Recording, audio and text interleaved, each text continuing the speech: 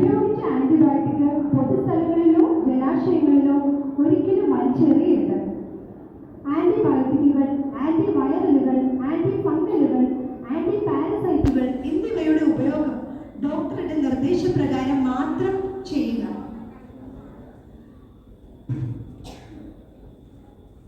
വേണ്ട മുൻകരുതലുകൾ നാം പാലിച്ചാൽ തീർച്ചയായും നമുക്ക് അണുബാധ തടയുകയും അതുവഴി രോഗബാധ തടയുകയും ചെയ്യാം.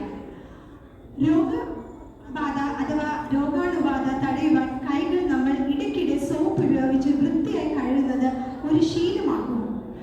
രോഗബാധിതരുമായി ഇടപെടേണ്ട സമയം വരുമ്പോൾ നമ്മൾ വേണ്ട മുൻകരുതലുകൾ സ്വീകരിക്കുക. വീടുകളിൽ രോഗബാധിതരെ പരിചരിക്കുന്ന സമയത്ത് മാസ്ക് ധരിക്കുകയും പരിചരണത്തിന് മുൻപും ശേഷവും കൈകൾ സോപ്പ് ഉപയോഗിച്ച് കഴുകുകയും ചെയ്യുക. ആന്റിബയോട്ടിക്കുകൾ കരുതലോടെ ഉപയോഗിക്കുന്നതിലൂടെ ആന്റിബയോട്ടിക് റെസിസ്റ്റൻസ് തടയുവാനും അവ ഫലപ്രദമായി ഉപയോഗിക്കുവാനും നമ്മൾക്ക് സാധിക്കും. എന്താണ് ആന്റി മൈക്രോബിയൽ റെസിസ്റ്റൻസ് അഥവാ AMR? മനുഷ്യരിലും മൃഗങ്ങളിലും സസ്യങ്ങളിലും ആന്റിബയോട്ടിക്കുകളുടെ അമിത ഉപയോഗം ആന്റി മൈക്രോബിയൽ റെസിസ്റ്റൻസ് ഉണ്ടാക്കുന്നു. അതായത് ബാക്ടീരിയകൾ കൂടുതൽ ശക്തരാകുകയും നമ്മളുടെ മരുന്നുകൾ അവയോട് ഫലപ്രദമായി ഉപയോഗിക്കാൻ കഴിയാതെ ആവുകയും ചെയ്യുന്നു. അതിന്റെ ഫലമായി ആന്റി മൈക്രോബിയൽ റെസിസ്റ്റൻസിന്റെ ഫലമായി അണുബാധ ചികിത്സിക്കാൻ വളരെ ബുദ്ധിമുട്ടാകുന്നു. പകർച്ചവ്യാധികൾ പടരുന്നതിനുള്ള സാധ്യത വർദ്ധിക്കുന്നു. രോഗ തീവ്രത കൂടുന്നു. മരണം വരെ സംഭവിക്കുന്നു. ആന്റി മൈക്രോബിയൽ റെസിസ്റ്റൻസിനായി നമ്മൾ ആരോഗ്യ പ്രവർത്തകർ എന്തൊക്കെ ശ്രദ്ധിക്കണം?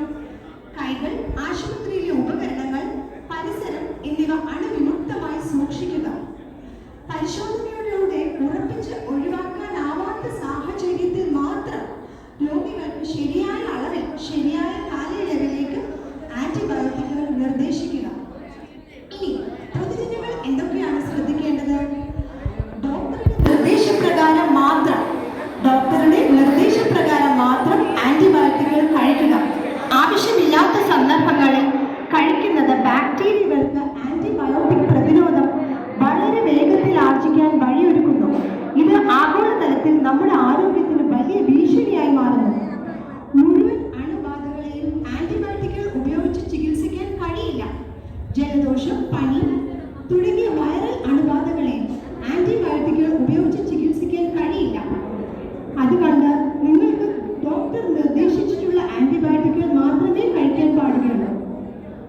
ആന്റിബയോട്ടിക്കുകളുടെ അമിത ഉപയോഗം ബാക്ടീരിയയെ മരുന്നുകളോട് പ്രതിരോധം കൈവരിക്കാൻ ഇടയാക്കും.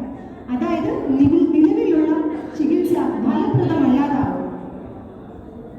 ഞാൻ വീണ്ടും പറയുന്നു, മുഴുവൻ രോഗത്തിനുമുള്ള ഉത്തരമല്ല ആന്റിബയോട്ടിക്കുകൾ. നമ്മൾക്ക് ആന്റിബയോട്ടിക്കുകൾ ശരിക്കും ആവശ്യമുണ്ടോ? ബാക്ടീരിയ മൂലമുണ്ടാകുന്ന അണുബാധകൾക്ക് ആവശ്യമുള്ള ആന്റിബയോട്ടിക്കുകൾക്ക് മാത്രം നമ്മൾ എസ് പറയുക. വൈറൽ രോഗത്തിന് ആന്റിബയോട്ടിക്കുകൾ ആവശ്യമില്ല, അതിനോട് നോ തന്നെ പറയുക.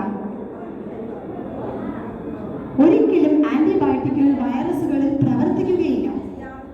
നമ്മൾ ലോക ആന്റിബയോട്ടിക് അവബോധ വാരം ആചരിക്കുകയാണ്. എന്തിനു വേണ്ടിയാണ്? ആന്റിബയോട്ടിക് പ്രതിരോധം. ആന്റിബയോട്ടിക്കുകളുടെ നിരന്തര ഉപയോഗം ബാക്ടീരിയകളുടെ ആന്റിബയോട്ടിക് പ്രതിരോധത്തിന് കാരണമാകും. ഇത് ഉയർന്ന ചെലവിലേക്കും ദീർഘകാല ആശുപത്രി വാസത്തിലേക്കും മരണനിരക്ക് വർദ്ധിപ്പിക്കുന്നതിനും കാരണമാകുന്നു. എന്തൊക്കെയാണ് കാരണങ്ങൾ? ആന്റിബയോട്ടിക്കുകൾ അമിത ഉപയോഗം, രോഗികൾക്ക് അവർക്ക് നിർദ്ദേശിച്ചിട്ടുള്ള ചികിത്സ പൂർത്തീകരിക്കാത്തത്, ആശുപത്രികളിലും ക്ലിനിക്കുകളിലുമുള്ള മോശമായ അണുബാധ നിയന്ത്രണ പ്രവർത്തനങ്ങൾ, ശുചിത്വമില്ലായ്മ, പുതിയ ആന്റിബയോട്ടിക്കുകളുടെ വികസനങ്ങൾ, പ്രക്രിയയുടെ അഭാവം, കന്നുകാലികളുടെ പരിപാലനത്തിനും മത്സ്യകൃഷിയിലും അമിതമായ ആന്റിബയോട്ടിക് ഉപയോഗം. നമുക്ക് എന്തൊക്കെ ചെയ്യാം? ഡോക്ടറുടെ നിർദ്ദേശാനുസരണം മാത്രം ആന്റിബയോട്ടിക്കുകൾ ഉപയോഗിക്കുക. ആന്റിബയോട്ടിക്കുകൾ ആവശ്യമില്ലെന്ന് ഡോക്ടർ പറയുകയാണെങ്കിൽ ദയവ് ചെയ്ത് ആന്റിബയോട്ടിക്കുകൾക്ക് വേണ്ടി വീണ്ടും നമ്മൾ ആവശ്യപ്പെടരുത്, അതിനുവേണ്ടി വാശി പിടിക്കരുത്. ആന്റിബയോട്ടിക്കുകൾ ഉപയോഗിക്കുമ്പോൾ ഒരു ഡോക്ടറുടെ